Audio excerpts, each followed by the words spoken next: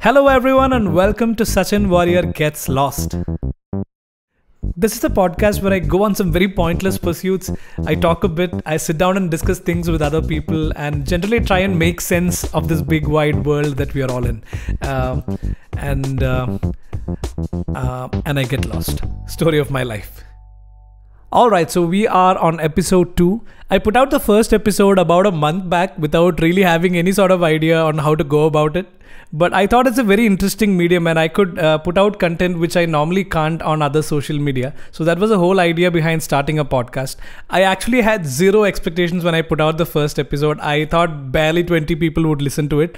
But I'm so happy that quite a few of you did listen to it, and so many of you actually wrote back to me saying you started bullet journaling, or that you started seeing life differently, or that you connected with the few things that I try to speak about. It made me so happy to see so many genuine comments, and I really wish I can keep this podcast going for at least a year, and I hope we can be a small family. So for this episode, it felt like a good idea to answer a few of your questions. So many of you replied to my post on Instagram, and I thought I'll pick questions for which the answers can be helpful to other people as well. Well, some of these questions were very deep and philosophical. Some were about music as a career choice and stuff like that. And some were about difficult situations in life and how do we overcome them. So I've tried my best to answer these questions as honestly as possible. Even if you're not the one who asked these questions, I really hope you can connect to the kind of things that I'm trying to speak about today. Okay, so the first question is, when did I figure out that I wanted to pursue music as a career? I actually have one beautiful event from my college life that comes to my mind. So I studied in an engineering college, and we had an event where students from other colleges had come in to present their papers and to have panel discussions and stuff like that. And on the last day of the event, they asked our band to perform on stage. So we had just started the band and barely had any idea about how to get on stage or how to hold a full-length performance or stuff like that. But we put together a good list of songs and we practiced for like 2 days and went on stage. And I'll never forget this. There was just this blue light in the auditorium and all the other lights were dimmed down. And I could just see outlines of faces in the audience. And we went on stage and we started singing, and there were some really popular songs in our list. And for the first time ever in my life, the audience started singing along. And that connect made me realize the power of music. And I remember on the bus ride back home, wondering to myself, if I could make this my living, I'd be a very happy person. So the reason I spoke about this today is that in life, there'll be a few moments that truly reveal what your passions are to you. So when you feel that spark, you probably should do something about it. Another interesting question was about my belief in God and how I see the creation of music in relation with it. Well, to be honest, I don't really believe in a creator sort of God. But what I do believe in is the power of the human mind. And that's why I think if you're a creator, the first thing that you should take care of is your mind.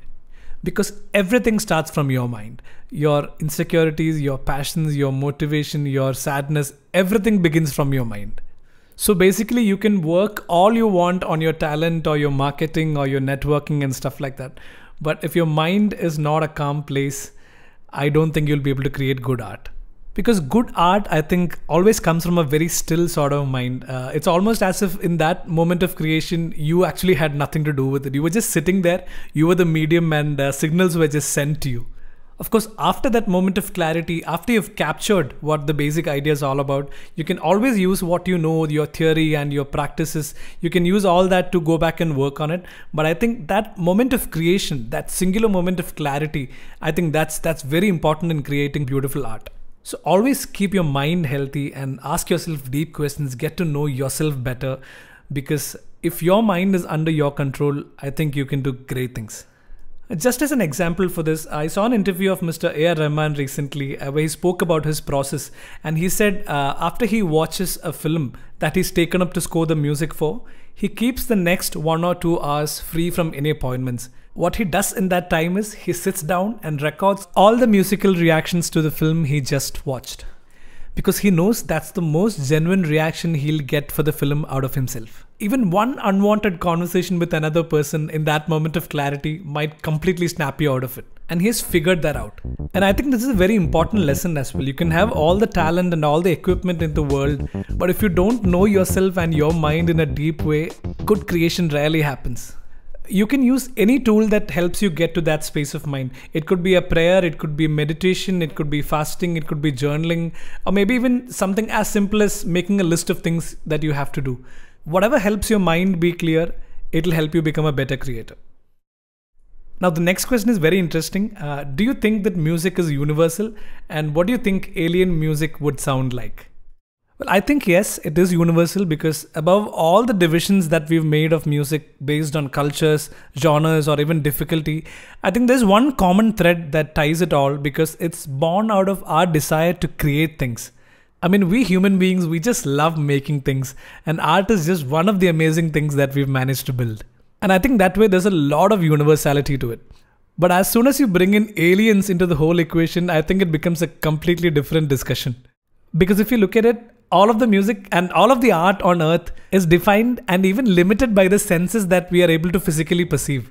I mean, imagine an alien species out there whose art we simply cannot perceive or grasp. That's making me feel really small and weird.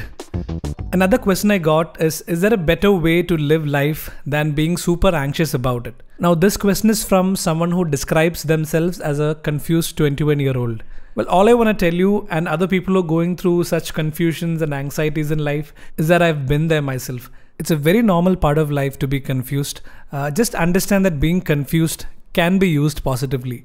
It can lead you to ask yourself questions that you're afraid to face, but then the answers to those questions can help you learn a lot about yourself.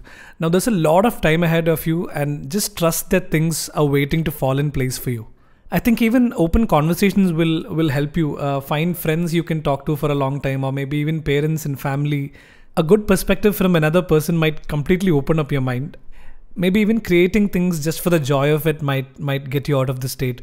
Maybe write a little bit if you're interested in writing, but not for anyone else, just for yourself. Make a painting and hang it on your wall, or maybe create a little tune that you can hum to yourself. But if you think your anxiety is not under your control, please do get professional help. And there's nothing to be ashamed of in wanting help and seeking help. I've been in that position of crippling anxiety myself, and getting professional help has helped me tremendously. So just hang in there. You have so many options ahead of you. Things will turn out okay. Okay, so next question is, what if a singer loved singing but didn't think they were good enough to reach anywhere? Now, one absolute fact is that no successful person has waited for the right time to start things. They just started doing things, and things started falling in place for them, and they picked up lessons on the way, they learned on the way, they made mistakes, and they kept at it again, and that's how they became successful. And I think you're at the perfect starting point, because from your question, it's very apparent that you love singing. And there's nothing that's stopping you from singing every day.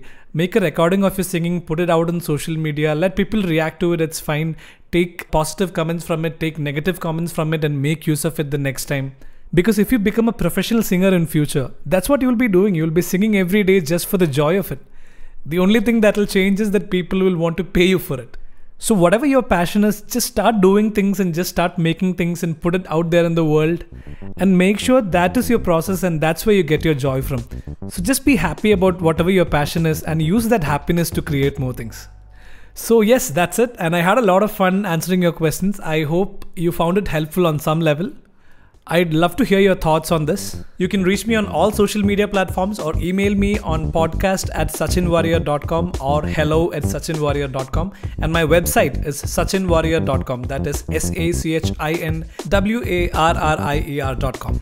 Thank you so much for listening, and I look forward to hearing from you. This is Sachin Warrior Gets Lost.